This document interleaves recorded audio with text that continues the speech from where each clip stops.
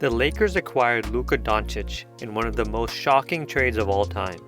One could quickly look at the starting five and see that they needed a center.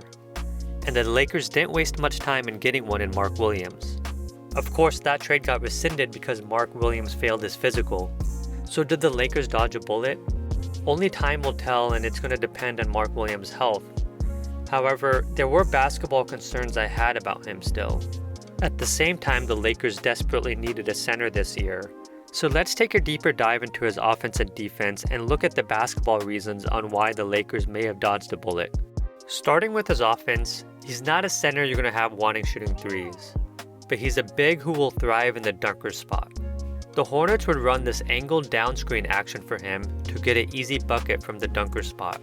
He's also a huge threat on the offensive glass. In the month of January, he averaged 4.4 offensive boards per game, which would tie Walker Kessler for the best in the league. This is where his 7'6" wingspan comes in, with his 9'9" standing reach, which is more than Wemby's. He's excellent at timing his tips even with just one hand. On the block, there's shades of good footwork, like this pump fake into a spin move against Hartenstein. But more often than not, he doesn't have a lot of wiggle and a variety of moves down there. Mark's success on the offensive end will come down to how he does in the pick and roll. He rolls hard to the basket and he finishes strong. And he's also a good lob threat. Here, Drew Eubanks is in a good position to break up the lob, but he has no chance once he realizes how high Williams caught the lob pass. If he can't finish at the basket, he's shown that he can hit a floater. He doesn't have the softest touch on these, and he'll tempt them from too far away, but when he's 5 to 6 feet away, then he can hit them at a higher rate. What worries me is his passing in the short roll. He needs to slow this part of his game down. Like here, he's collapsed the defense and he gets the ball stripped. Instead, if he turned around, he could have passed the ball to his teammate here, and Josh Green is even pointing to him. Again, he has no clear advantage in the short roll here, and Seth Curry is open, and he's even pointing to Josh Green, who's also open. Plays like this are very frequent for him. On the defensive end, Williams can be pretty intimidating in the paint. Look at how he's able to block this shot at its peak. However, he's only had 13 blocks in the month of January over 10 games. That's just 1.3 blocks per game, and that's surprisingly low. Granted, teams may not be attempting as many shots near him, but the other factor is that teams know that they get Williams in drop coverage, and now it's floaters galore. Players can get into the paint and make floaters or mid-range shots against him.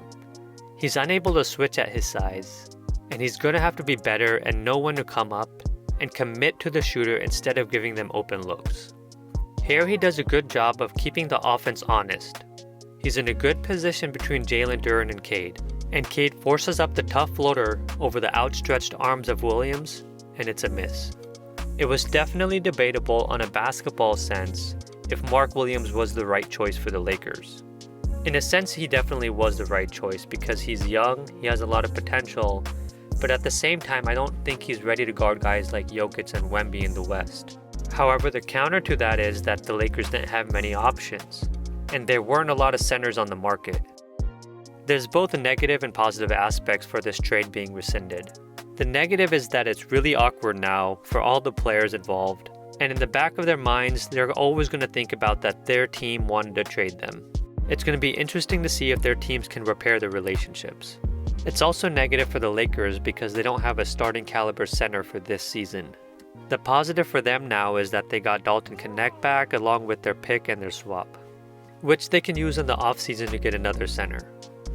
As for the Hornets, I believe in Mark Williams' talent, and I think he could be a good player down the line for them.